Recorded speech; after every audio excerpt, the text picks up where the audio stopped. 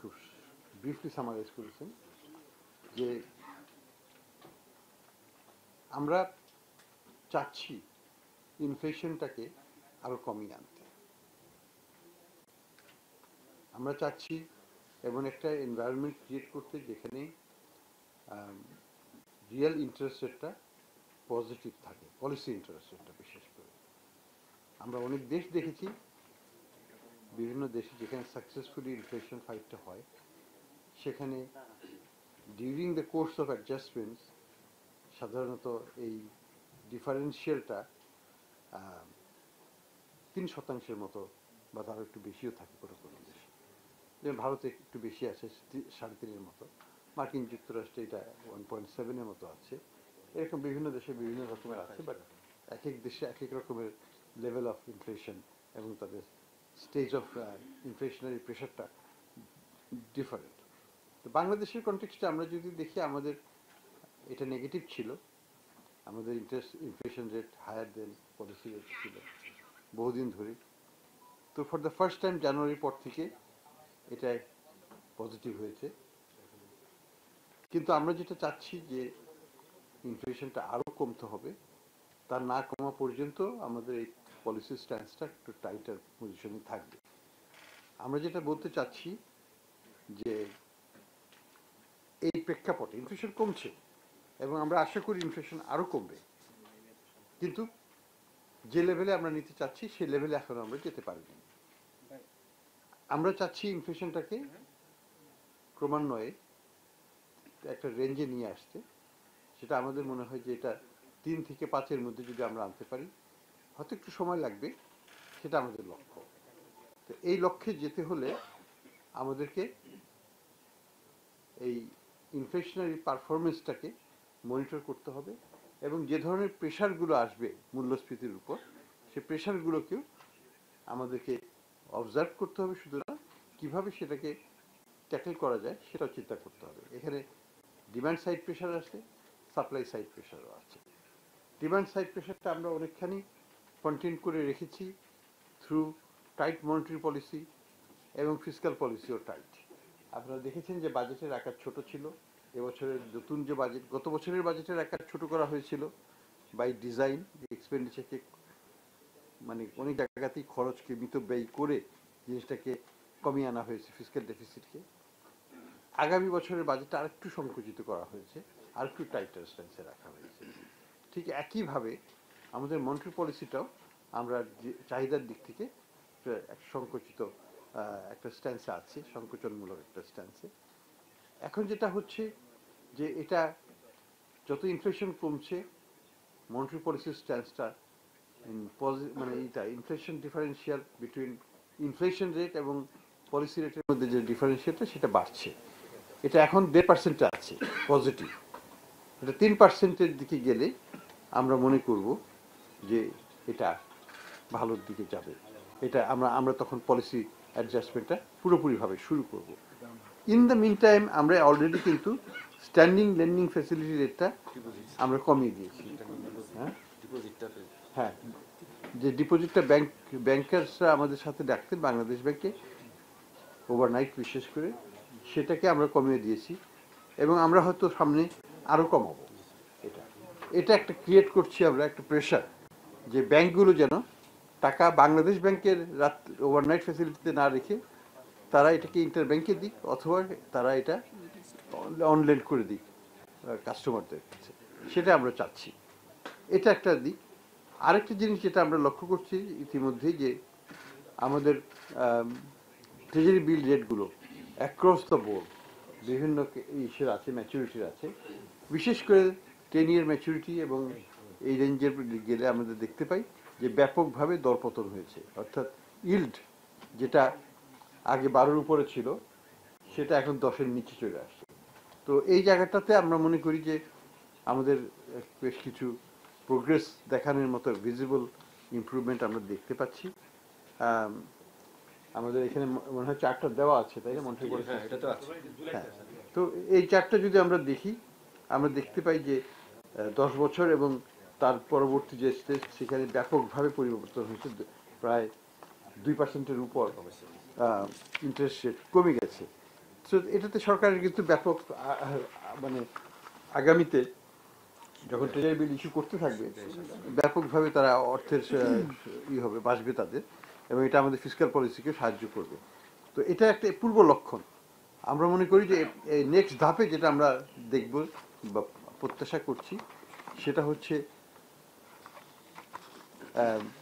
যে লেন্ডিং রেটের স্ট্রাকচারটা কমে আসবে, লেন্ডিং রেট, ডিপোজিট রেট, এই সবগুলোই রেটগুলো আস্তে আস্তে নিচের দিকে চলে আসবে। এবং আমরা প্রত্যাশা করছি যে বাই ডিসেম্বর সার্টেনলি ইন্টারেস্টের এই হাফেই কোনো এক সময় শেষের দিকে হয়তো কোনো এক সময় এটা আনওয়াইন্ডিং শুরু হবে, অর্থাৎ আমরা আস্তে কাজে 11 থেকে 10-এর থেকে কমিয়ে আনতে সক্ষম হব। কবে হবে সেটা জানি না। যখনই 7%-এর নিচে যাবে আমরা তখন এটার উপর কাজ করব। এটাই হচ্ছে আমাদের মানে পলিসি স্ট্যান্স এই মুহূর্তে।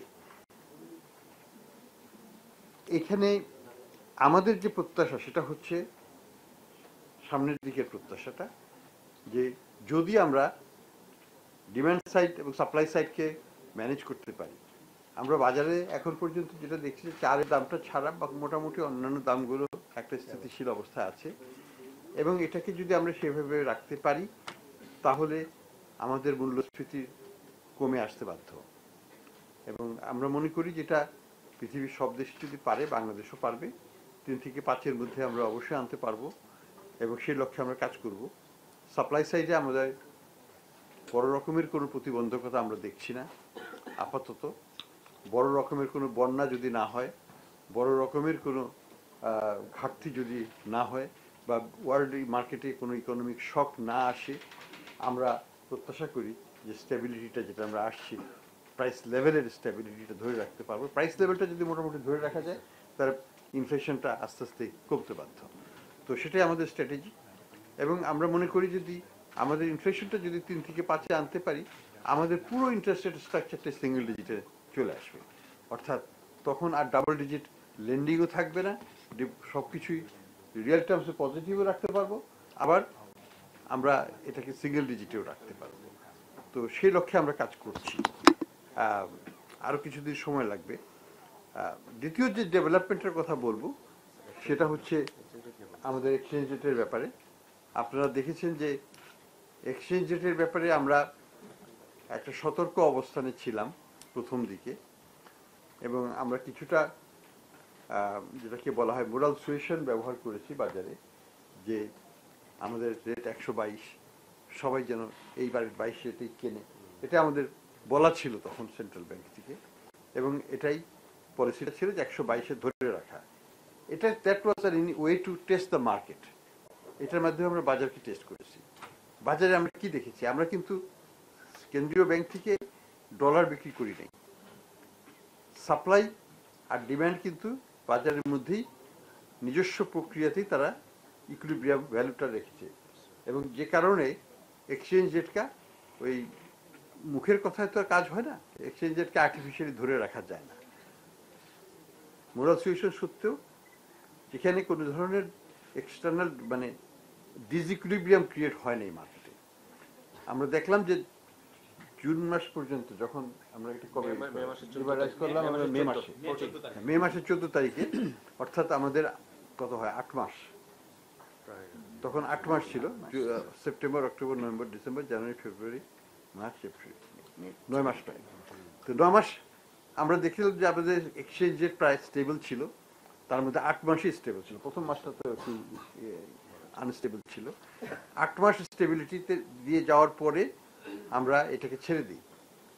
আমরা তখন এটাকে বাজার ভিত্তিক করে দিই উইথ এ ফুল কনফিডেন্স আর রিজনেবলি গুড কনফিডেন্স যে এটা তেমন কোনো হবে না, ইনস্টেবিলিটি ক্রিয়েট করবে না। আমরা একটু দেরি করেছি ইচ্ছা করি বাজারে ছাড়াতে। আমরা যে অনেক চাপের মধ্যে ছিলাম, আপনারাও অনেক কথা লিখেছিলেন যে IMF এর সাথে প্রোগ্রাম হচ্ছে না, আমরা একমত, আমরা পলিসি কনভার্স করতে পারছি না, IMF আমাদের টাকা দিচ্ছে না, অন্যান্য বিশ্ব ব্যাংক টাকা দিচ্ছে না, সবই সত্য কথা। কিন্তু তার মূলে কিন্তু ছিল এই এক্সচেঞ্জ রেট স্ট্র্যাটেজিটা নিয়ে আমাদের সাথে IMF এর একটা মত পার্থক্য ছিল। সে মতো পার্থক্যটা ছিল যে তারা চাচ্ছিল যে আমরা যেন ওই অক্টোবর মাসে এটাকে বাজারে ছেড়ে দিই, আর আমাদের পজিশনটা ছিল যে আমরা এটা ছাড়বো যখন কন্ডিশনটা ঠিক হবে, ভালো একটা স্টেবিলিটি থাকবে বাজারে।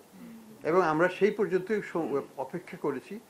যখন 8 মাস পরে আমরা দেখলাম যে 8 মাস ধরেই এক্সচেঞ্জ রেট স্টেবল আছে, আমাদের রিজার্ভ একটুকু কমে নাই, আমরা একটা স্বস্তিজনক অবস্থায় আছি, তখন আমরা সিদ্ধান্ত নিলাম যে আমরা এটা বাজারের উপর ছেড়ে দেব। এবং একই সাথে ঘোষণাটাও আনবো যে IMF, ওয়ার্ল্ড ব্যাংক এবং সবাই আমাদের সাথে আছে এবং আমাদের এই পলিসিকে সাপোর্ট করছে। আমরা একটা এক্সটার্নাল সাপোর্টও নিলাম, আমরা অ্যাবাউট $3.5 বিলিয়ন মতো নতুন রিসোর্স আমরা অ্যাড করলাম এখানে, এবং একই সাথে আমরা এই ঘোষণা দিলাম যে এখন থেকে বাজার ভিত্তিক এক্সচেঞ্জ রেট চালু হলো। এবং এটার প্রতিক্রিয়াটা আমরা দেখেছি যে প্রতিক্রিয়াটা ভালো হয়েছে। এটাকে এখানে যে ভয়টা ছিল সবার মধ্যে যে এটা 135, 150, 170 হয়ে যেতে পারে, কিছুই হয়নি। আনলাইক পাকিস্তান বা শ্রীলঙ্কা, যেখানে এক্সচেঞ্জ রেট 170 থেকে 370 চলে গেছিল, বা শ্রীলঙ্কাতেও ডাবল হয়ে গেছিল, আমাদের এখানে 1 টাকাও বাড়ে নাই। তো that is the remarkable difference. তো আমরা আশা করি যে এক্সচেঞ্জ রেটটা স্টেবল থাকবে।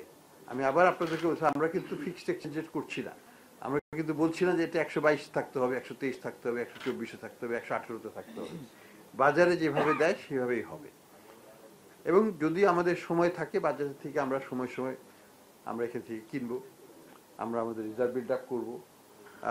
ইন এডিশন টু IMF বা ওয়ার্ল্ড ব্যাংক থেকে যে অর্থ আমরা পাই তার বাইরেও আমরা এখান থেকে কিনবো। ইতিমধ্যে আমরা $500 বিলিয়ন, $500 মিলিয়নের মতো কিনেছি, আরও কিনবো সামনে সময় মতো। তো আমরা মনে করছি যে আমাদের এই দুটো জায়গাতেই প্রাইসের স্টেবিলিটির দিকেও আমরা স্যাটিসফ্যাক্টরি প্রোগ্রেস করেছি, যদিও আমাদের ফুল অবজেক্টিভ এখনো রিয়েলাইজড হয়নি। এক্সচেঞ্জ রেটের ক্ষেত্রে আমরা আমাদের অবজেক্টিভ পুরোপুরিভাবেই অ্যাচিভড হয়েছে। আপনারা যদি দেখেন ব্যালেন্স অফ পেমেন্টে আমরা কারেন্ট অ্যাকাউন্টের সারপ্লাস আছি, যেটা গত বছর বিশাল নেগেটিভ ছিল। আমাদের ওভারঅল ব্যালেন্সে সারপ্লাস আছে। কারেন্ট অ্যাকাউন্টে যদি ধরি গত বছর ছিল -6.6 বিলিয়ন, সেটা এবছর 981 মিলিয়ন সারপ্লাস, 1 বিলিয়নের মতো সারপ্লাস হয়েছে। হ্যাঁ, যাই হোক, আর ফাইন্যান্সিয়াল অ্যাকাউন্টে যদি আমরা দেখি এখানেও আমরা একটা সারপ্লাস পজিশন আমরা এনজয় করছি।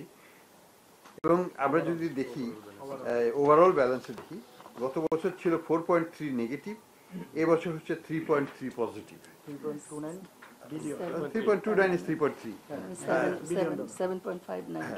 তো এটা আমাদের একটা বড় অর্জন, এবং এটার কারণেই কিন্তু এই এক্সচেঞ্জের স্টেবিলিটিটা হয়েছে।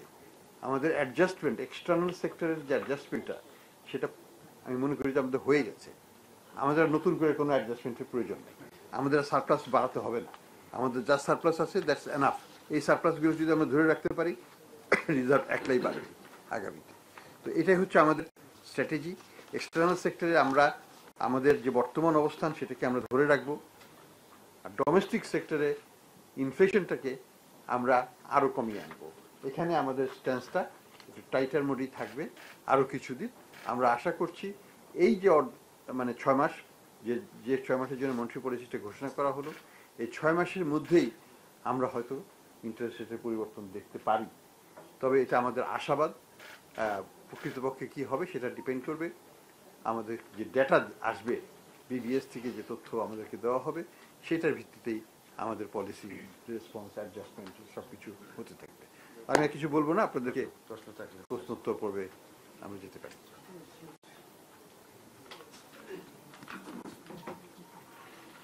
স্যার, আমার নাম গোলাম কাদির বাবু, আমি এটিএন নিউজে কাজ করি। স্যার, আমার প্রশ্নটা হচ্ছে যে স্যার, ঠিক আছে যে মুদ্রানীতির একটা অন্যতম লক্ষ্যই তো থাকে আপনার মূল্যস্ফীতি নিয়ন্ত্রণ, কিন্তু স্যার পাশাপাশি তো স্যার এটাও থাকে যে মূল্যস্ফীতি নিয়ন্ত্রণের পাশাপাশি প্রবৃদ্ধির ধারাটা যাতে অব্যাহত থাকে। স্যার, এখন মূল্যস্ফীতি নিয়ন্ত্রণের জন্য আপনি মুদ্রানীতিতে যে সমস্ত স্টেপগুলো আপনি নিচ্ছেন বা নিয়েছেন, সেগুলো হয়তো একদিক থেকে ঠিকই আছে, কিন্তু আমরা যদি প্রবৃদ্ধির কথা চিন্তা করি তাহলে তো ওই জায়গায় তো স্যার বড় কোনো পরিবর্তন আসছে না। আপনি নীতি সুধার একই রকম রাখছেন, তারপর হচ্ছে স্যার এখন তো স্যার যদি প্রাইভেট সেক্টরের দিকে যদি আমরা খেয়াল করি সেখানেও তো স্যার কোনো গতি নেই, ব্যবসায়ীরা নতুন করে ব্যবসা সম্প্রসারণ করছে না। স্যার আমার প্রশ্ন হচ্ছে যে মূল্যস্ফীতিকে নিয়ন্ত্রণ করতে গিয়ে আপনি কি প্রবৃদ্ধির কথা ভুলে যাচ্ছেন? আমি বলবো যে ম্যাক্রো ইকোনমিক স্টেবিলিটি যদি আমরা না আনতে পারি তাহলেই প্রবৃদ্ধির কথা ভুলে যেতে হবে। পৃথিবীর কোনো দেশ নাই যেখানে ভালো প্রবৃদ্ধি হয় যেখানে ম্যাক্রো স্টেবিলিটি নেই। কাজে এই ম্যাক্রো স্টেবিলিটিটা হচ্ছে pre condition for stable growth. Growth আমি এক বছর আনতে পারবো, সরকার টাকা ছাপিয়ে, সরকার ব্যয় বাড়িয়ে আমরা এটা করতে পারবো, কিন্তু এটাকে ধরে রাখতে পারবো না। ধরে রাখার জন্য টেকসই প্রবৃদ্ধি যদি আমরা চাই তাহলে আমাকে আমার ব্যালেন্স অফ পেমেন্টে একটা স্বস্তিদায়ক অবস্থা থাকতে হবে, যেখানে আমরা আছি বর্তমানে। আমাদেরকে প্রাইস স্টেবিলিটিতে একটা স্বস্তিদায়ক অবস্থায় থাকতে হবে। আমার ইন্টারেস্ট রেটটাকে কমিয়ে আনতে হবে। কমিয়ে আনবে কিভাবে? টেকসইভাবে কিভাবে কমাবো? আমি আগে যেটা করা হয়েছিল, ঘোষণা দিয়ে 9% করে দেওয়া হলো, that was the worst kind of policy যেটা একটা সরকার নিতে পারে। সেটা নেওয়া হয়েছিল, আমরা প্রতিবাদ করেছিলাম তখন, আপনারাও করেছিলেন। এটা এটা এটা হয় না, এবং এটার ফল কিন্তু ভালো হয়নি কোনোভাবেই। আমরা প্রবৃদ্ধিও পাইনি, আমরা আমাদের ম্যাক্রো স্টেবিলিটি হারিয়েছি, মূল্যস্ফীতি 2 অঙ্কের ঘরে চলে গেছে, সবই আমরা কিন্তু হারিয়েছি। কাজে আর্টিফিশিয়ালি কিছু করাটা ঠিক হবে না, এটাকে করতে হবে টেকসইভাবে করতে হবে, যাতে এটা স্থায়ী একটা সমাধান বের করতে পারি। আমরা আশা করি যে মূল্যস্ফীতি কমে আসলে সরকারের এখানে প্রবৃদ্ধি ডিটারমিনেন্টস অনেকগুলো ফ্যাক্টর। আমাদের যে প্রবৃদ্ধি খারাপ হয়েছে সেটা একেবারে আমি বলবো না। আমাদের 4% প্রবৃদ্ধি ইজ অ্যাবসলিউটলি ফ্যান্টাস্টিক আমাদের বর্তমান প্রেক্ষাপটে। আপনারা দেখুন পাকিস্তানে কি প্রবৃদ্ধি হয়েছিল, নেগেটিভ। শ্রীলঙ্কার কথা আর বললামই না। সেই সব কনটেক্সটে যদি আমরা ধরি, আমাদের 4% প্রবৃদ্ধি, এখানে কিন্তু কোনো ভেজাল মিশানো নাই। যা বিবিএ যেটা ক্যালকুলেট করছে সেটাই আমরা দিচ্ছি।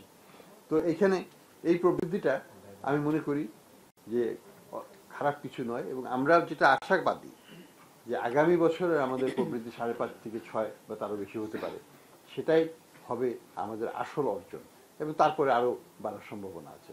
আরেকটা জিনিস ভুলে যাওয়া যাবে না, যে রাজনৈতিক স্থিতিশীলতা একটা বড় একটা রোল প্লে করে, এবং বাংলাদেশের বর্তমান যে প্রেক্ষাপট সেখানে তো অনিশ্চয়তা তো আছে, সেটাকে তো অস্বীকার করার কোনো উপায় নেই। এবং এটা যে মনিটারি পলিসি দিয়ে আমরা সব করতে পারবো তা তো নয়, সেটা beyond the scope of monetary policy.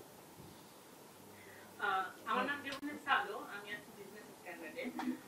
প্রথম আমি দুটো কোশ্চেন করবো। একটু হলো ব্যাংক মার্জার। আপনি অনেকদিন আগেই বলেছিলেন যে ব্যাংক মার্জার একটা পরিকল্পনা আছে, তো একটু যদি ক্লিয়ার ডিরেকশন দেন, বিকজ যে ব্যাংকগুলোর নাম আমরা জেনেছি বা মার্কেটে আমরা লিখেছি, সেই ব্যাংকগুলো এখন নিজেরাই কনফিউজ তাদের অপারেশনাল দিক থেকে, যে তারা আসলে অপারেশনে থাকবে নাকি ডিপোজিটারদের টাকা ফেরত দিবে নাকি ডিপোজিট কালেক্ট করবে, আপনি কি অবস্থা সেটা নিয়ে এক ধরনের একটা কনফিউশন আছে। এটা যদি একটু ক্লিয়ার ইনস্ট্রাকশন পাই। আরেকটি কোশ্চেন আমার, যে ড্রেস কোড নিয়ে যে ধরনের আলোচনা হলো বাংলাদেশ ব্যাংকের, সেটি আমরা দেখেছি যে সকল ফরেন অফিস সেই বিষয়টিকে খুবই গুরুত্বের সহিত নিয়েছে, এবং সেন্ট্রাল ব্যাংকের এই ধরনের ইনস্ট্রাকশনকে তারা খুবই হতবাক হয়েছে। তো আপনারা শেষ পর্যন্ত সেটা উজ্জ্বল করলেন, তো এটা কেন আসলো আর কেনই তো উজ্জ্বল হলো, এটা যদি কোনো ইনভেস্টিগেশন হবে কিনা, যে এটার পেছনে কোনো পলিটিক্যাল কিছু ছিল কিনা, কেন এরকম ঘটনা ঘটলো এবং কেন সেন্ট্রাল ব্যাংক এম্বারেস হলো? Thank you. না, ঘটনাটা এম্বারাসিং, কোনো সন্দেহ নেই। এটা ঘটেছে আমার অবর্তমানে, এবং এটা জানার সাথে সাথে এটাকে রিভার্স করা হয়েছে। এটা কিন্তু কোনো তখন পর্যন্ত কোনো পলিসি হিসাবে স্বীকৃত ছিল না, এটা কোনো সার্কুলার সেভাবে ইস্যু করা হয়নি। এটা একটা ইন্টারনাল ডেলিভারেশনের স্টেজে ছিল, মেমো পর্যায়ে ছিল, ড্রাফট স্টেজে ছিল, এবং আমার ধাপ পর্যন্ত এটা আসেও নাই তখন পর্যন্ত। কাজেই এটা আমি যেটাকে বলবো যে ইন্টারনাল একটা ডকুমেন্ট যেটা লিকড হয়েছে, এবং সেটার কারণে পত্রিকাতে এটা চলে এসছে, এবং সেটার কারণে ইমিডিয়েটলি এটাকে স্টপ করে, এটাকে বড় কিছু করে দেখার প্রয়োজন নাই, এবং বিদেশিদের এটা নিয়ে নাক গলানোর কোনো প্রয়োজন আছে বলে আমি মনে করি না। এটা আমাদের পিওরলি ইন্টারনাল ব্যাপার, এবং ভুল হতেই পারে অ্যাডমিনিস্ট্রেটিভ স্টেজে, লোয়ার স্টেজে, সেটাকে আমরা রেকটিফাই করে ফেলেছি। কাজেই এটা কোনো একটা ইস্যু ছিল না, এখনো নাই, সেইভাবে আমি দেখছি।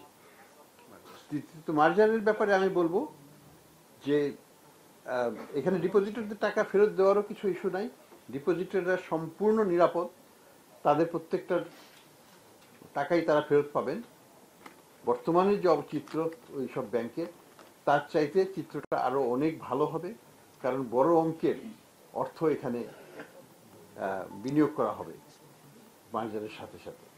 এটা কোনো ধরনের মানে মলম দেওয়ার মতো নয়, এটা একটা বড় রকমের সার্জিক্যাল অপারেশন, এবং এটার মাধ্যমে ব্যাংকের ক্যাপিটাল বেসকে শক্ত করা হবে, ব্যাংকের গভর্নেন্সকে ইমপ্রুভ করা হবে, এবং আমরা আশাবাদী যে সাকসেসফুল মার্জারের মাধ্যমে এই ব্যাংকগুলো শুধু ঘুরে দাঁড়াবে না, যে বিনিয়োগটা করবে সরকার থেকে, সেই বিনিয়োগের টাকাও পুরোপুরি লাভ সহ ফেরত পাবে সরকার আগামীতে।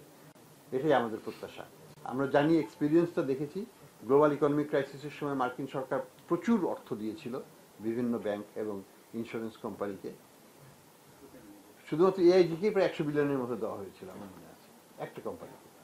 তো পরবর্তীতে কিন্তু সরকার এখান থেকে, মার্কিন সরকার এখানে লাভ করে সব আবার প্রাইভেট সেক্টরকে বিক্রি করে দিয়ে চলে আসে।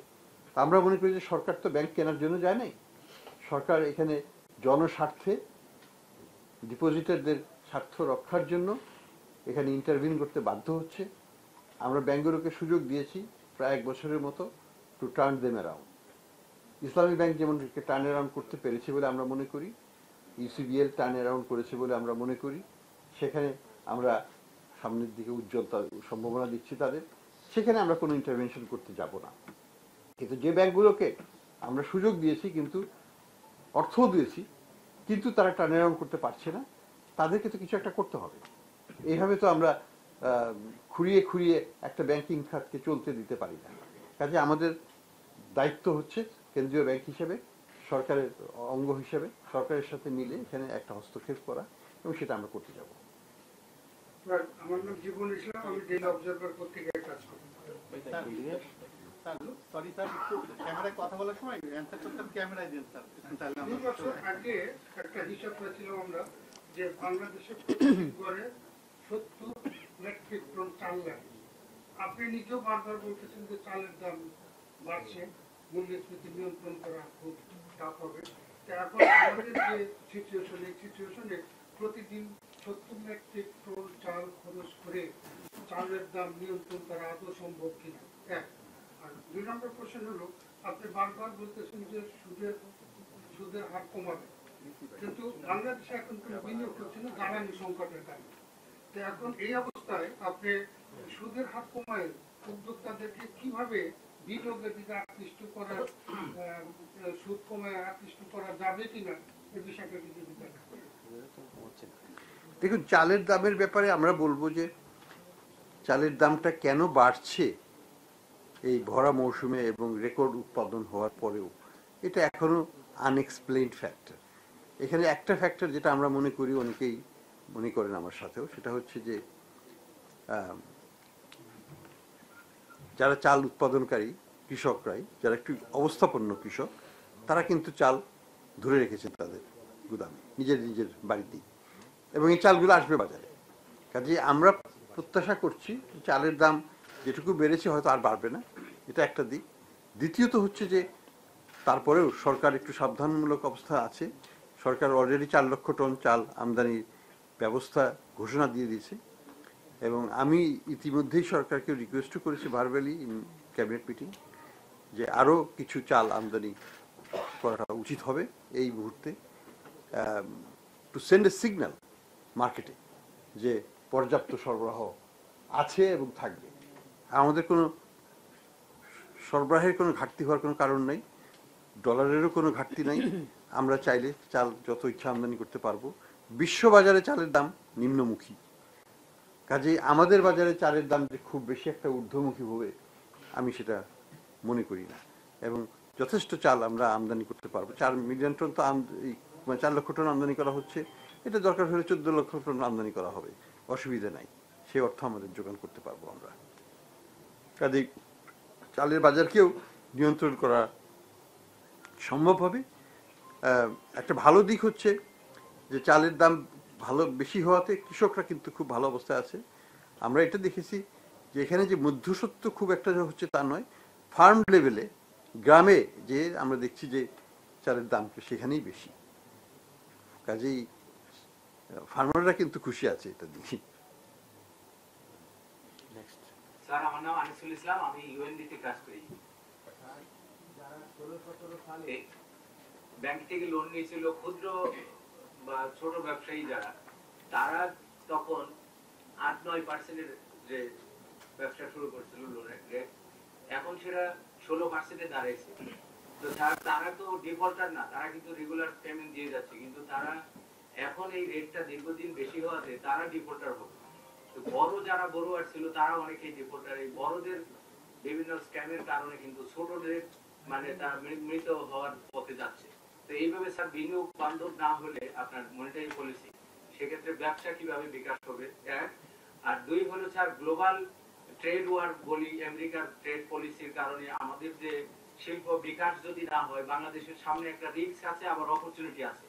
হতে পারে বাংলাদেশের এক্সপোর্ট অনেক বাড়তে পারে, ক্যাপিটাল মেশিনারি অন্যান্য মেশিনারি কিন্তু সেরকম আমাদের এখানে ইম্পোর্ট নাই, নতুন ইনভেস্টমেন্ট নাই। তো বাংলাদেশ যদি এরকম কোন মানে একটা স্ট্রাগলের মধ্যে পড়ে যায়, তাহলে এইরকম টাইট মনিটারি পলিসিতে স্যার ইনভেস্টমেন্ট না হলে সেটা কিভাবে তার এক্সপোর্ট মার্কেটে বাংলাদেশ চ্যালেঞ্জ নিয়ে টিকে থাকবে? দেখুন, আমরা যে জিনিসটা ফলো করছি সেটা হচ্ছে first of all availability of fund, অর্থাৎ ফরেন এক্সচেঞ্জ আমরা দিতে পারছি কিনা। গত বছর এই সময় যদি আপনাকে বলতাম যে আপনি আমদানি করেন, আমদানি করবেন কোথা থেকে, ডলার কয়জন লোক ডলার পাচ্ছিল সেটা চিন্তা করেন আগে।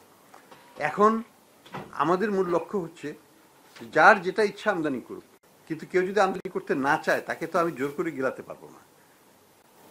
কাঁচামালের আমদানি কিন্তু বেড়েছে, কাজেই এক্সপোর্টের জন্য যেটা দরকার সেটা হচ্ছে কাঁচামাল।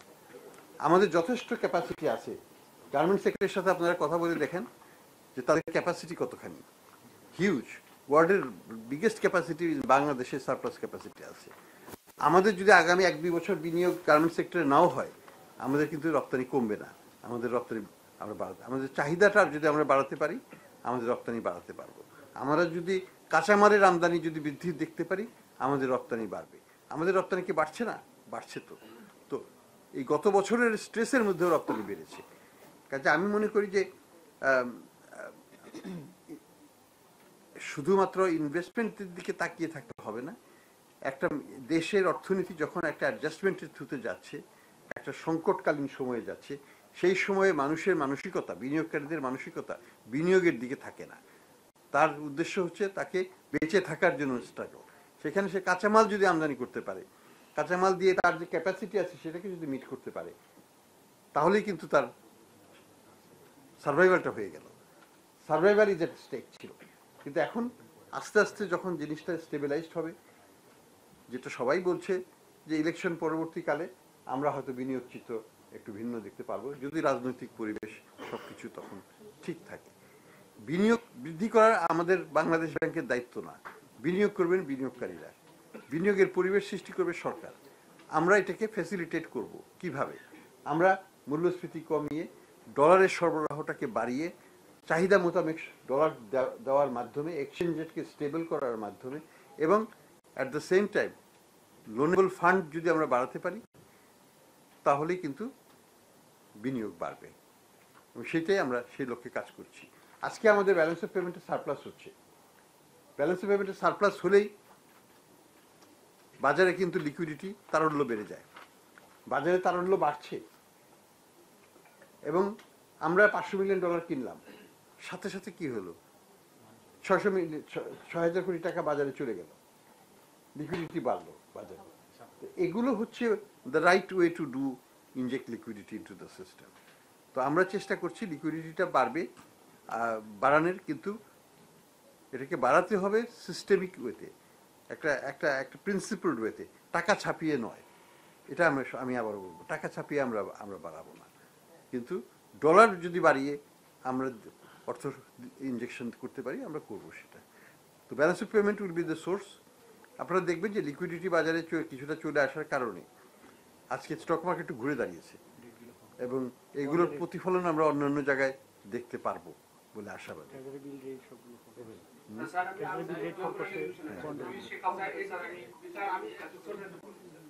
স্যার আপনি বললেন যে যে প্রবৃদ্ধি হয়েছে এটাতে আপনি মোটামুটি সন্তুষ্ট এবং আগের বছর 5 থেকে 6%, 5.6 যেটা সরকার টার্গেট করছে এটাতে পৌঁছেছে। স্যার আপনি বেসরকারি খাতে ঋণের প্রবৃদ্ধি যেটি ধরেছেন এই মুদ্রানীতিতে মাত্র 7.2%। এইটা দিয়ে আমাদের অর্থনীতি বেসরকারি খাত নেট ইকোনমি, এখানে আসলে এই এতটুকু ঋণ প্রবৃদ্ধি দিয়ে আপনি এই প্রবৃদ্ধির লক্ষ্যমাত্রা অর্জন করতে পারবেন? প্রকৃতিটা তো কম, এর চেয়ে বেশি। কোথায় প্রকৃতিটা? 9.8। অ্যাকচুয়াল আমরা ধরেছি স্যার 8%। না, রিজার্ভ। 8% অ্যাকচুয়াল হয়েছে এটা। আমরা আগামী বছরের জন্য 8% ধরেছি।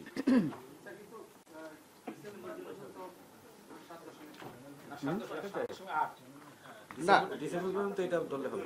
এটা তো এই বছরের চিত্রটা তো অত ভালো নয়। এই বছর তো প্রাইভেট সেক্টর, শুনেন, আলটিমেটলি আমাকে কি দেখতে হবে, বাংলাদেশের ব্যাংকিং খাতে ডিপোজিট কতখানি বেড়েছে এবছর? 7%। 7%, আমার 17 লক্ষ কোটি টাকা 7% কত হয়? 17 লক্ষ 7%। 500, 5, 18, 90, 85 আর 7, 100 সামথিং, 105। তো এই কত করেন না, ইকুয়াল টু দেন। 17 লক্ষ স্যার 7% হবে 1 লক্ষ। 1,19,000 নাম্বারটা কোথায়? এই যে 1,19,000। 1,19,000 কোটি টাকা। তো 1,19,000 কোটি টাকা কি সরকার নিয়েছে কত? 1 লক্ষ। তো আমাকে বুঝতে হবে যে অ্যাভেলেবল ফান্ড কতখানি থাকে প্রাইভেট সেক্টরের জন্য। এটা ডিপেন্ড করে অনেকগুলো ফ্যাক্টরের উপর। আমাকে ডিপোজিট রেট বাড়াতে হবে। আমরা ইন্টারেস্ট রেট অ্যাট্রাকটিভ রেখেছি, যেটা হেল্প করবে ডিপোজিট রেটকে বাড়াতে। ডিপোজিট যদি না বাড়ে, আপনার ক্রেডিট বাড়বে কিভাবে? ব্যাংক কোথা থেকে টাকা দিবে? ব্যাংক কি টাকা ছাপাতে পারে? বাংলাদেশ ব্যাংক পারে, বাংলাদেশ ব্যাংক তো ছাপাবে না। তো টাকাটা আসবে কোথা থেকে? টাকাটা তো আসতে হবে আমার অর্থনৈতিক কার্যক্রমের মধ্যে থেকেই। তো আমার deposit growth is one source, আর এক্সটার্নাল সোর্স হচ্ছে নেট ফরেন অ্যাসেটের যে ইনজেকশনটা আমরা করবো, দ্যাটস অ্যানাদার সোর্স। এই দুটো সোর্সের থেকেই তো টাকার এক্সপেনশনটা হয়। আমরা এক্সটার্নাল সেক্টরে আমরা ব্যাপক পরিবর্তন দেখতেছি মনিটরি পলিসি। দেখুন 21%, 21.8% আমরা প্রজেক্ট করছি। এবং গত বছর কি ছিল? -15.7 24 সালের ডিসেম্বরে, আর জুনে ছিল +4.5। গত বছর ডিসেম্বরে 15.7 নেগেটিভ ছিল নেট ফরেন অ্যাসেট। 24-এর জুনে ছিল -17.4%। সেটা এই বছর ডিসেম্বরে আমরা আশা করছি 28.3-এ নিতে। বিশাল পরিবর্তন। এই টাকাটা তো আসবে বাজারে। That's the source of your liquidity. তো আমরা আশাবাদী যে লিকুইডিটি ইমপ্রুভ করবে বাজারে একটা স্টেবল সোর্স থেকে, অর্থাৎ ফরেন এক্সচেঞ্জের সোর্স থেকে আমরা এটাকে নিয়ে আসতে পারবো। আমরা যদি ফাইন্যান্সিয়াল অ্যাকাউন্টকে পজিটিভ করতে পারি, অর্থাৎ বিদেশ থেকে টাকাটা বাংলাদেশে আরো যদি বেশি আনতে পারি, সেটাও আমাদের লিকুইডিটি দেবে। তো এইগুলোর মাধ্যমেই তো আমরা প্রাইভেট সেক্টরকে বেশি লোন দিতে পারবো। আর্টিফিশিয়ালি একটা টার্গেট দিলে তো হবে না। যদি সিচুয়েশন ইমপ্রুভ করে আরো বেশি, আরো ভালোভাবে হয়, এটা 10% হলে আপত্তির কিছু তো নাই। এটা তো আমরা রেস্ট্রিক্ট করছি না, আমরা একটা ইন্ডিকেটিভ টার্গেট, ইন্ডিকেটিভ একটা নোশনাল নাম্বার দিচ্ছি। আমরা কোনোভাবেই প্রাইভেট সেক্টরের ক্রেডিট এক্সপ্যানশনকে লিমিট করছি না। আমরা বলছি যত ইচ্ছা আপনারা করেন, কিন্তু আমার ইন্টারেস্ট রেটটা আমি তখনই কমাবো যখন আমার ইনফ্লেশনটা কমবে। কারণ অবজেক্টিভ, আমার প্রাইমারি অবজেক্টিভ হচ্ছে মূল্যস্ফীতি। এটাকে ভুলে যাওয়া যাবে না। আমার প্রাইমারি অবজেক্টিভ দুটো জায়গায়, একটা হচ্ছে মূল্যস্ফীতি, আর সেকেন্ড জায়গাটা হচ্ছে ব্যাংকিং খাতের স্টেবিলিটি। এই দুটো হচ্ছে আমাদের মৌলিক দায়িত্ব। এই দুটো দায়িত্বই আমরা প্রাথমিকভাবে পালন করতে যাচ্ছি। স্যার আমি হ্যালো আমি মেহের হোসেন বলছিলাম আমার একটু রেজিস্টার থেকে প্রশ্ন, সেটা হচ্ছে পদ্মা ব্যাংকের অবস্থা কি সেটা একটু জানাবেন। আপনারা বলছেন যে মার্চ করবেন, যে ইসলামী ব্যাংকগুলো নিয়ে কথা বলছেন বারবার, কিন্তু পদ্মা ব্যাংকের অবস্থা একেবারে নাজুক। যারা ব্যবসায়ী আছে তারা অবস্থা মানে হতাশার মধ্যে আছেন। আরেকটি বিষয় হচ্ছে কমার্স ব্যাংক এখনো এস আলম থেকে মুক্তি পায়নি, সেই রকম গুঞ্জন বা রয়েছে, এবং তার জের এখন এমডি পদত্যাগ পত্র দিয়েছে। সেই জায়গা থেকে কমার্স ব্যাংক এবং চেয়ারম্যানের বিরুদ্ধে নানা অভিযোগ আছে, আপনাদেরও আবেদন করেছে, কি ব্যবস্থা নেবেন? কমার্স ব্যাংকের ব্যাপারে আমি বলবো যে আমরা এটাকে দেখছি, এটা এটা অনুসন্ধানে আছে, আমরা অবস্থা বুঝে ব্যবস্থা গ্রহণ করব। দ্বিতীয়ত হচ্ছে যে পদ্মা ব্যাংকও আমাদের রাডারে আছে। পদ্মা ব্যাংক একটা অচল ব্যাংক, এটাকে সচল করতে হবে। সচল করতে হলে হয়তো পদ্মা ব্যাংক হয়তো নাও থাকতে পারে, হয়তো এটাকে মার্চ করে দিতে হতে পারে। এটা আমাদের দ্বিতীয় ধাপের, আমরা এটাকে অন্তর্ভুক্ত করেছি। আমাদের একটা ক্যাপাসিটি আছে, আমরা হয়তো 20টা ব্যাংকে আমাদের হয়তো ইন্টারভেনশন করতে হতে পারে, 15টা থেকে 20টা, কিন্তু আমরা তো একসাথে করতে পারবো না। আমরা প্রথমে 5টা ব্যাংক নিচ্ছি, এই 5টা ব্যাংকে যদি আমরা সাকসেসফুলি করতে পারি, আমরা পরে হয়তো আরো 5টা বা 10টা ব্যাংকে নিব, তারপরে আবার হয়তো আরো কিছু ব্যাংকে নিব। এইভাবে আমরা যাব, ধাপে ধাপে যাব। আমাদের সামর্থ্য অনুযায়ী যেটুকু খেতে পারবো সেটুকুই থালার মধ্যে নেব, থালাতে তার বেশি কিছু নেব না। আসসালামু আলাইকুম স্যার, আমার নাম রেজওয়ানুল হক, আমি ডিবিসি টেলিভিশনে আছি। স্যার, যেহেতু ব্যাংক মার্জ নিয়ে কথা হচ্ছে এবং কমার্স ব্যাংক যেটার কথা বললেন সেটাও স্যার বোর্ড ভেঙে দিয়েছিলেন। আমরা ব্যাংক রিফর্মের প্রাথমিক পদক্ষেপ হিসেবে আপনি বেশ কয়েকটি ব্যাংকের যে বোর্ড ভেঙেছিলেন, তার মধ্যে অন্যতম হচ্ছে আমাদের যে দেশের অনেক বড় একটা ব্যাংক ইসলামী ব্যাংক। তো যখন ওখানে চেয়ারম্যান দেয়া হয়, সেই চেয়ারম্যানের বিষয়ে সর্বমহল থেকে একটা আপত্তি ছিল, এবং যারা ওই ব্যাংকে ছিল সেখানে সেখানে মারামারি পর্যন্ত হয়েছে, গুলি বিনিময়ের মতো ঘটনা ঘটেছে সেখানে। তখন স্যার আপনারা তারপরেও এত বিতর্কের পরেও তারে দিলেন, এবং এখন আবার তার দোষ ত্রুটি বের হলো, তাকে আপনারা সরিয়ে দিলেন। এখন স্যার নতুন যাকে দিয়েছেন একই সমস্যা স্যার, সেখানে মারামারি হচ্ছে তাকে নিয়ে। দেশের এই বড় ব্যাংকটি নিয়ে আসলে এই অস্থিরতা শেষ হবে কবে? আপনাদের এক্সপেরিমেন্ট কবে শেষ হবে এবং সেখানে কবে স্থিতিশীলতা ফিরে আসবে স্যার? দেখুন, অস্থিতিশীলতা করার জন্য আমরা দায়ী নই। এখানে ভিতরে অনেক মহল আছে, অনেক রকমের এলিমেন্টস কাজ করে যারা অস্থিতিশীলতা সৃষ্টি করে। আমরা যেটা করি সেটা হচ্ছে স্থিতিশীলতা ফিরিয়ে আনার চেষ্টা করি। আমরা স্থিতিশীলতা আনি, যেখানে অনিয়ম হয় আমরা তখন সেখানে কার্যকর একটা পদক্ষেপ গ্রহণ করি। ইসলামী ব্যাংকে কিছু অনিয়ম হয়েছিল বা আগে কিছু অনিয়ম ধরা পড়েছিল, যেসব কারণে আমরা একটা ব্যবস্থা নিতে যাচ্ছিলাম। উনি শতপ্রণীত হয়ে পদত্যাগ করেছেন, সেটা ভালো কথা, কিন্তু না হলে হয়তো আমরা এর দিকে যাচ্ছিলাম। তো আমি যেটা বলবো যে আমাদেরকে বাংলাদেশের সামগ্রিক যে চিত্র, ব্যাংকিং খাত তো তার বাইরে তো, এখানে বিভিন্ন প্রেশার গ্রুপ বিভিন্নভাবে কাজ করছে, অপচেষ্টাও চালাচ্ছে। আমরা চেষ্টা করছি তার ঊর্ধ্বে থেকে এই খাতটাকে স্টিয়ারিং করতে। তো যখনই আমরা কোনো রেগুলারিটি পাচ্ছি আমরা সেটা তদন্ত করছি। সব তথ্যই যে আপনাদের কাছ থেকে আসে সেটা সবই যে সত্য তাও তো নয়।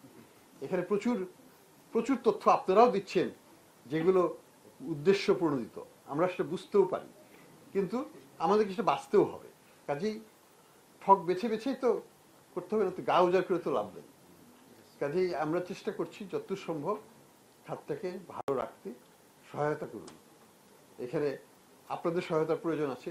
আপনারাও কিন্তু এখানে একটা ইনস্টেবিলিটি সোর্স আমি মনে করি।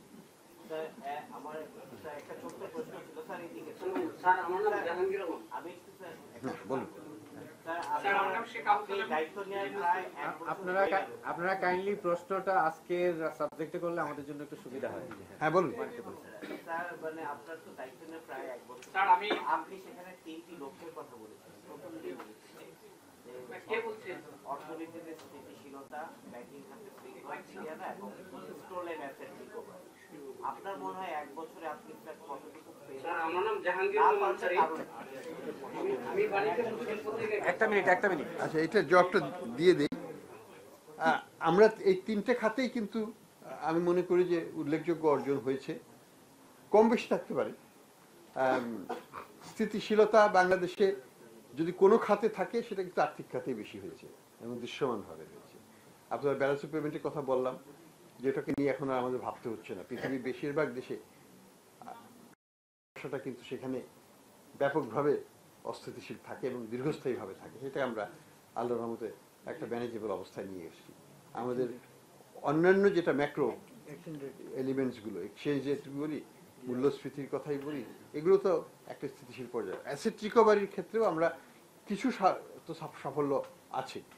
দেশের ভিতরে অনেক অর্থ যেগুলো জব্দ করা আছে, বিচারাধীন আছে। বিচার প্রক্রিয়া শেষ হওয়ার আগে তো জব্দ করা অর্থ সরকারি তহবিলে যাবে না, তো সেটা আইনগতভাবেই আমরা এগুচ্ছি। সব দেশে বিচার প্রক্রিয়াটা একটু ধীর গতিতেই চলে, বিদেশেও ধীর গতিতে চলে। কাজেই আমাদেরকে ওয়েট করতে হবে।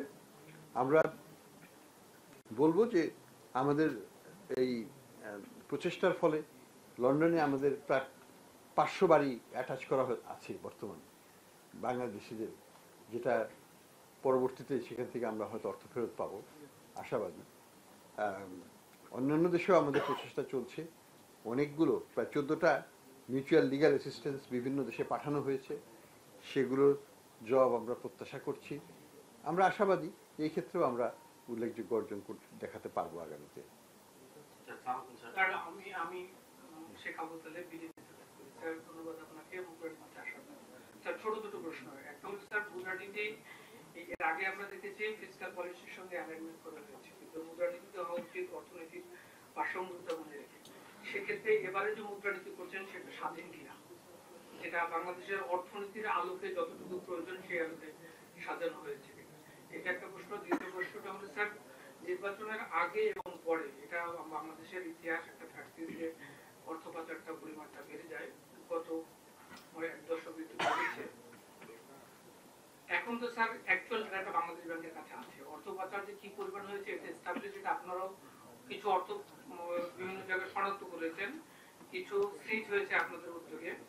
এখন বাংলাদেশ ব্যাংক আমাদের একটা ডেটা দেবে কিনা যে অ্যাকচুয়ালি বাংলাদেশ ব্যাংক বাংলাদেশের প্রতি বছরে কি পরিমাণ এলসি হওয়া প্রয়োজন এবং এটা হয়েছে কতটুকু, যেটা মাঝে মধ্যে দেখা যায় যে অনেক হাই, আবার মাঝে মধ্যে দেখা যায় একদম পড়ে গেছে।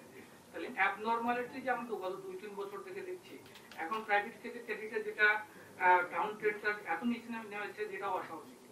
অ্যাকচুয়ালি আমাদের ডিমান্ড এবং সাপ্লাই সাইডটা জায়গা কতটুকু, আমরা এরকম কোনো ডেটা বাংলাদেশ ব্যাংকের কাছ থেকে পেতে পারি কিনা, যেটা আমরাকে একটা স্ট্যান্ডার্ড ধরবো যে বাংলাদেশের জিডিপি গ্রোথ এবং ডিপোজিট এবং ক্রেডিটের একটা ভারসাম্য আমরা একটা স্ট্যান্ডার্ড ধরতে পারি, যে এটাই হলো স্ট্যান্ডার্ড। এর চেয়ে যদি উপরে যায় তাহলে আমরা সেটাকে অ্যাবনর্মাল বলতে পারবো। দেখুন, এটা বাংলাদেশের কনটেক্সটে বলাটা খুবই মুশকিল। কারণ ধরুন, যে লোনগুলো বেনামিতে নেওয়া হয়েছে, পাচার হয়ে গেছে যে অর্থগুলো, এই লোনটা আমার দেশে কি কন্ট্রিবিউট করেছে বলুন? আমি দেখালাম 14% প্রবৃদ্ধি হয়েছে ব্যক্তি খাতের লোন, এসালামের পকেটে গেল। কি লাভ হয়েছে দেশে? ক্ষতি তো হয়েছে। কাজে আমাকে বুঝতে হবে যে অল্প দিয়েও অনেক দূর যাওয়া যায় যদি সঠিক ব্যবহার হয়। অর্থাৎ বর্তমানের যে লোনের চিত্র, অর্থাৎ প্রয়োজন ছাড়া কেউ লোন নিচ্ছে না। আগে যেটা চিত্র ছিল সেটা হলো যে যত পারো লোন নাও, শোধ করতে হবে না। সেই মানসিকতা এবং সেই অ্যাটিটিউড দিয়ে লোন দেওয়া হয়েছে, নেওয়াও হয়েছে, দেওয়াও হয়েছে। এখনকার চিত্র তো সেটা ভিন্ন। আমরা যেটা করতে চেষ্টা করছি, এবং এখানে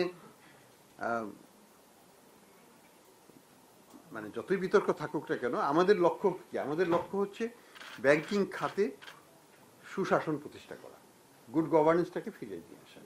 যে 14টা ব্যাংকের বোর্ড ভেঙে দেওয়া হয়েছে, সেগুলোর কিন্তু মূল লক্ষ্য একটাই, যে সুশাসনের মাধ্যমে ওই ব্যাংকগুলোকে গতি ফিরিয়ে নিয়ে আসা এবং চেষ্টা করা। তো আমরা সেই চেষ্টা করেছি। আমরা মনে করি যে আমাদের যে লোন ক্লাসিফিকেশনগুলো চেঞ্জ করা হয়েছে, আমাদের যে নতুন RBS system, risk based supervision চালু করতে যাচ্ছি 1 তারিখ থেকে জানুয়ারি, আমরা যে IFRS 9 ক্লাসিফিকেশন চালু করতে যাচ্ছি, সেগুলো সবই মূল লক্ষ্য হচ্ছে গভর্নেন্স ইমপ্রুভ করা। আমরা চেষ্টা করব এটা যদি অ্যাচিভ করা যায় এবং আমরা সাথে যদি যেসব জায়গায় ব্যাংকগুলো ভেঙে গেছে, ভঙ্গুর হয়ে গেছে, সেগুলোকে আবার শক্তভাবে গড়ে তুলতে পারি, সেটা রেজলিউশন প্রসেসের থ্রুতেই হতে হবে, তাহলে পরে ব্যাংকিং খাতের চিত্র আজ থেকে 3-4 বছরের মধ্যে একটা ভিন্ন রূপ নেবে। এটা আমাদের প্রত্যাশা। এটা এক দিনের ব্যাপার নয়, 1 বছরের ব্যাপার নয়। আমাদের যে পরিকল্পনাটা আছে, এই পরিকল্পনাটা করতেও আমাদের যথেষ্ট সময় দিতে হয়েছে এবং এই পরিকল্পনার পেছনে যথেষ্ট মেধা, যথেষ্ট সময় আমাদের ব্যয় করতে হচ্ছে। প্রতিদিন মিটিং করতে হচ্ছে, আমাদেরকে প্রস্তুতি নিতে হচ্ছে। বাংলাদেশের ইতিহাসে কোনো সময় একসাথে এতগুলো ব্যাংক নিয়ে ডিল করা কোনোদিনও করা হয়নি, চিন্তাও করা হয়নি। সেটা তো আমরা করছি।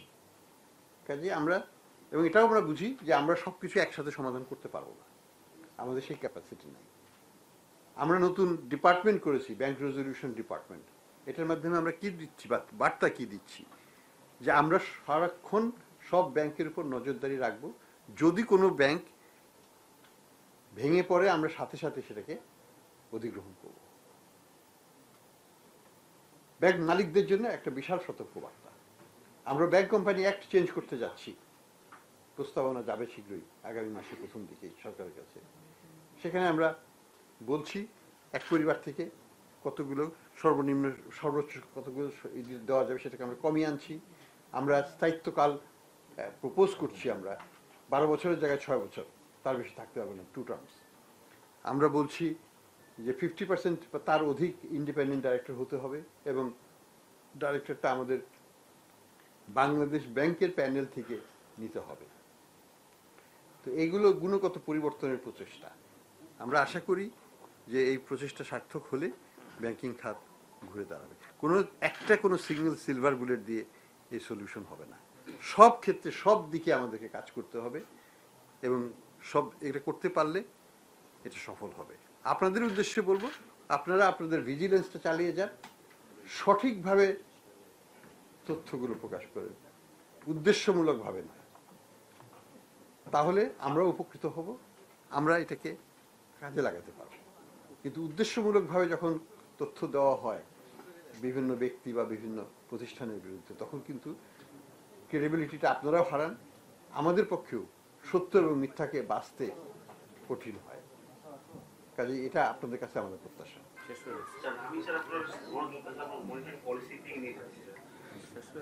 আমরা শেষ করি, একটা লাস্ট প্রশ্ন নিই। হ্যাঁ বলেন।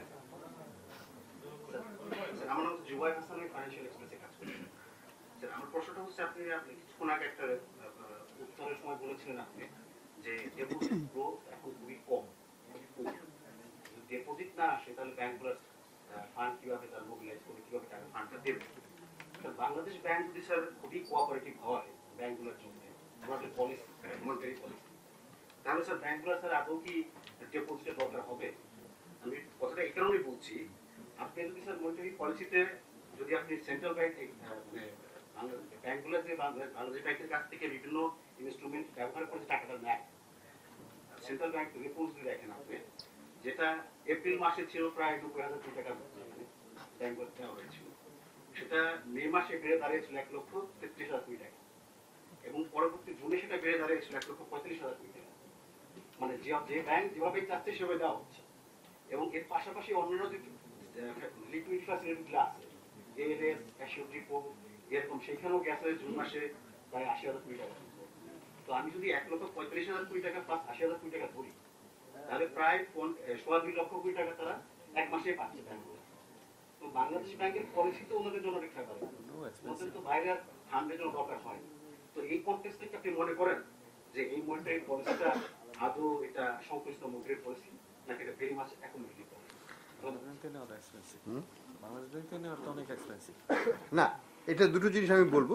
আপনার পয়েন্টটাকে I appreciate your observation and will look into it. ইস্যুটা হচ্ছে যে বাংলাদেশ ব্যাংক হচ্ছে লেন্ডার অফ লাস্ট রিজার্ভ, আমাদের কিন্তু লিকুইডিটি সাপোর্ট দিতে হবে এবং তারা যখন নিচ্ছে তারা কিন্তু তাদের ট্রেজারি বিল, ট্রেজারি বন্ড এগুলোকে আমাদের কাছে দিয়ে টাকাটা নিচ্ছে, আমরা তো এমনি দিচ্ছি না এবং ইন্টারেস্ট রেটও কিন্তু যথেষ্ট হাই। তো আমরা বিভিন্নভাবে তাদেরকে ডিসকারেজ করার চেষ্টা করছি এবং আমরা দেখছি যে ওভারঅল এক্সপ্যানশন অফ লিকুইডিটি কি হচ্ছে, আমাদের দেশে কি এখন এক্সেসিভ লিকুইডিটি এক্সপ্যানশন হচ্ছে? তা তো হচ্ছে না। এখন যদি আমি ব্যাংকগুলোকে আরও লিকুইডিটি দেওয়া বন্ধ করে দিই, যেটা তারা ট্রেজারি বিল দিয়ে বা অন্য কিছু দিয়ে নিচ্ছে, তাহলে তো আরও কমে যাবে তাদের লেন্ডিং ক্যাপাসিটি। তো সব কিছু মিলিয়ে আমাকে বিচার করতে হবে। But you are absolutely right, but there is a limit. তাদের কাছে তো আলটিমেটলি তো আর অ্যাসেট থাকবে না দেওয়ার মতো, কাছেই আর নেবে কীভাবে? Ultimately they have to generate deposits and use the deposits. এটা তো কোনো পার্মানেন্ট সলিউশন না, এটা হচ্ছে একটা liquidity support for a temporary period, for a temporary difficult time overcome করার জন্য, এবং সেইভাবে এটা থাকা উচিত। ওখানে একটা তথ্য বিভ্রাট আছে স্যার, 2 লক্ষ টাকা দিয়ে সাপোর্ট দিছি, 1,95,000 মেচুর হয়ে গেছে, শর্ট টার্ম ওভারনাইট 7 দিন মেয়াদি। সো এগুলো ফেরত চলে আসছে।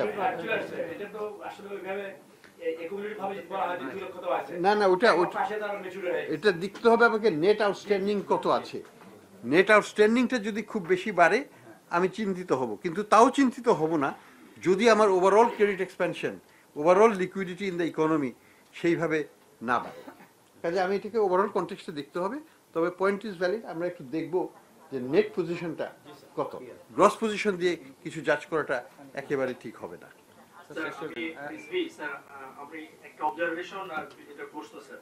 স্যার আমরা তো থার্ড ফ্লোরে খুব সহজে আগে আসতে পারতাম, মাঝখানে সিকিউরিটি কথা বলে আটকে রাখলেন স্যার। তো আমাদের সহকর্মী মাঝখানে কেন, এখনো তো স্যার আমি শেষ করি স্যার। আপনার কর্মকর্তাদের জন্য যে বার্তা ছিল সে বার্তা নাকি এখন নাই স্যার, তারা আসতে পারেন নির্বিঘ্নে, শুধু সাংবাদিকরা বাদে স্যার। এটা আপনার দৃষ্টিতে দিলাম। আমরা তো স্যার একটা কার্ডের আশায় এনআইডি ছবি এগুলো আপনাদের কর্মকর্তাদের কাছে জমা দিয়েছিলাম, সেই ব্যাপারে যদি একটু আমাদের আপডেট করেন স্যার। আরেকটা হলো প্রশ্ন, ব্রাকের ইডি আসিফ সালে 3 দিন আগে একটা পোস্ট দিছে, কাজের বাজারে হাহাকার চলছে। আপনি যদি পলিসি মেকার হতেন কি কি আপনি করতেন? কিসের বাজারে? কাজের বাজারে, এমপ্লয়মেন্ট স্যার, কর্মসংস্থান স্যার। বাংলাদেশ ব্যাংকের employment issue is a serious issue. এটাকে আমি খুব ক্ষুদ্র করে দেখার কোনো স্কোপ নাই। বাংলাদেশ এবং বাংলাদেশের মতো দেশ, ইনক্লুডিং ইন্ডিয়াতে, মেজর চ্যালেঞ্জ হচ্ছে এমপ্লয়মেন্ট জেনারেশন। এবং এমপ্লয়মেন্ট জেনারেশন আগামীতে আরও বেশি চ্যালেঞ্জিং হবে এআই ইন্ট্রোডাকশনের কারণে। তো আমরা এটা নিয়ে বিশ্বব্যাপী চিন্তা হচ্ছে যে এটাকে কিভাবে ট্যাকেল করতে হবে। বাংলাদেশের বিশেষ পরিস্থিতি সেটাও একটা কন্ট্রিবিউটিং ফ্যাক্টর, কোনো সন্দেহ নাই সেখানে। তারপরেও আবার এটাও বলবো যখন আমরা লোক খুঁজতে যাই পাই না, কোয়ালিটিও নাই, কোয়ান্টিটিও কিন্তু অনেক সময় পাওয়া যায় না। আপনি জিজ্ঞেস করেন এন্টারপ্রেনারদেরকে যে তারা যখন লোক খুঁজতে যায় তারা রাইট লোকগুলো পাচ্ছে কিনা, পাচ্ছে না। এখানে আমাদের স্কিল মিসম্যাচ আছে, এক্সপেকটেশনাল মিসম্যাচ আছে, এবং হাই টার্নওভার আছে। আপনি যে কোনো প্রতিষ্ঠানে যাবেন, দিনে 100-200 লোক যাচ্ছে আর আসছে, অস্থিতিশীল একটা পরিবেশ। মানে চাকরিতে শান্তিতে কেউ থাকতে চায় না, চাকরি বদল করতে চাচ্ছে খালি। এগুলো দেখতে হবে। আমি মনে করি যে আমাদের এমপ্লয়মেন্ট মার্কেটটাই ভেরি ইম্যাচিওর্ড একটা মার্কেট। এখানে প্রফেশনালিজমের অভাব আছে, এখানে দায়িত্ববোধেরও অভাব আছে, এবং আজকে নোটিশ দিয়ে কালকে চলে যাওয়ার প্রবণতাটা ব্যাপকভাবে বিরাজমান। এটা আমার বাসাতেও দেখি, আমার প্রতিষ্ঠানে দেখি, সব জায়গাতে আমি দেখছি যে গিয়ে আমি চলে গেলাম কালকে। কেন বাবা, 1 মাসের নোটিশ দেওয়ার কথা না? 1 মাসের নোটিশ দিতে, আমি তো গেলাম, চলে গেছিলাম, চাকরি পেয়ে গেছি, কি করবে? তো আসলে চিত্রটা যে কতখানি খারাপ সেটাও আমার কাছে বুঝতে একটু কষ্ট হয়, কারণ আমরা কিন্তু লোক পাই না। আমার প্রতিষ্ঠান, ছোট্ট প্রতিষ্ঠান, আমি লোক পাচ্ছি না। আরেকটা ক্লিয়ারিফিকেশন দরকার স্যার। স্যার এই যে ব্যাংক মার্জারের, তো উদ্যোক্তারা বলতেছেন যে একটা ভালো পরিস্থিতিতে গেল, কিন্তু আপনারা এই যে কবে হবে, কতদিনে হবে, ব্যাংক থেকে এখন তো ডিপোজিট উইথড্র শুরু হয়েছে, এটা এক ধরনের অস্থিরতা তারা বলছে। আপনার কথা তো মেললে স্যার যে আমাদের ডিপোজিট গ্রোথ আপনি যেটা বললেন ভেরি লো। এটা স্যার আপনি মানে একটা টাইমলাইন বললেও তো মানুষ এক ধরনের কনফিউশনের মধ্যে আছে। না, আমরা তো টাইমলাইনে যাচ্ছি খুব শীঘ্রই, বিকজ এটা সরকারিভাবে ঘোষণা করতে হবে। এটা যেহেতু টাকাটা তো সরকারের কাছ থেকে আসবে, এটা আমাদের একটা ধারণা আছে, কিন্তু সেই ধারণাটা আমরা দিতে পারছি না until it is clear by the government as a whole.